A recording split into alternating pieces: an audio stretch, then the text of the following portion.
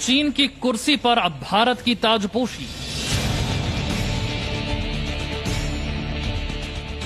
Asia में अब चीन की नहीं हिंदुस्तान की चलेगी। वर्ल्ड लीडर मोदी का कमाल, एशिया का किंग हिंदुस्तान। आत्मनिर्भर भारत दुनिया की जरूरत।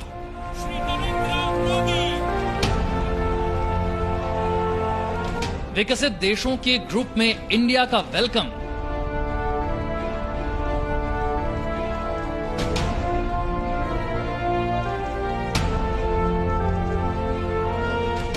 अब हिंदुस्तान को देखने का नजरिया दुनिया ने बदल लिया है। अब हिंदुस्तान की बात पूरी दुनिया सुनती है। अब बड़े और ताकतवर मुल्क हिंदुस्तान को सुपर पावर की कतार में खड़ा मानते हैं। ये सब संभव हुआ है वर्ल्ड लीडर प्रधानमंत्री मोदी की वजह से। बीते 6 साल में हिंदुस्तान दुनिया के सुपर पावर देशों की कतार में खड़ा हो गया है।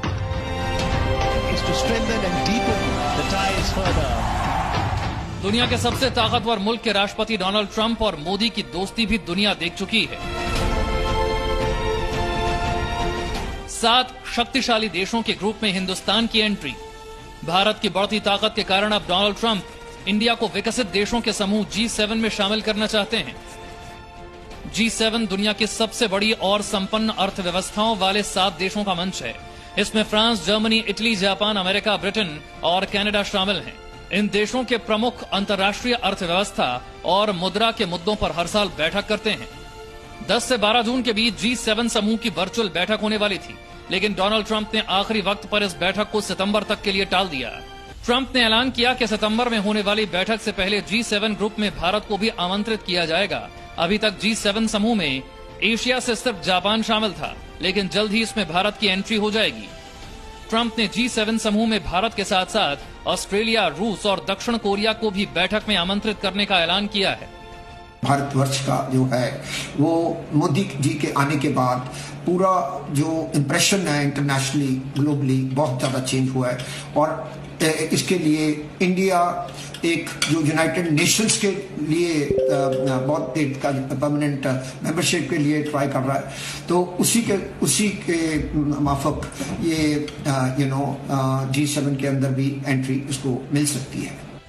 ट्रंप ने भारत समेत कुछ देशों को G7 में आमंत्रित करने पर कहा कि मुझे नहीं लगता कि G7 ठीक से दर्शाता है कि दुनिया में क्या चल रहा है। ये देशों का एक बहुत पुराना समूह है।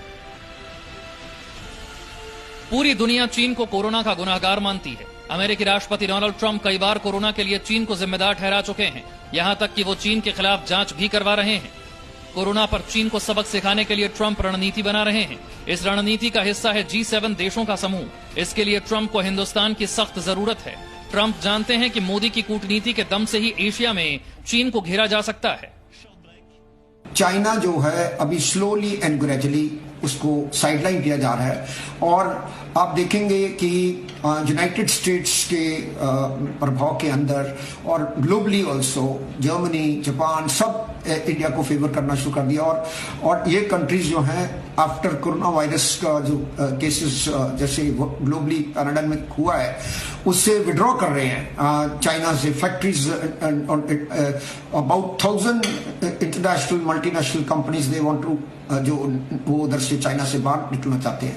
यूनाइटेड स्टेट ऑल्टरनेटिव ढूंढ रहा है और इंडिया इस ऑल्टरनेटिव का बहुत बेनिफिट ले सकता है। अमेरिका हिंदुस्तान की बढ़ती ताकत को अच्छी तरह से समझ चुका है। इसीलिए अमेरिका ने भारत को ऐसे हथियार दिए हैं जो वो जल्दी किसी दूसरे देश को नहीं देता। बीते 3 से 4 साल में अमेरिका ने भारत के साथ सैन्य युद्ध अभ्यास को बढ़ावा दिया है। अमेरिका हो या इजरायल, दुनिया ने माना कि सुपर पावर भारत का है जमाना।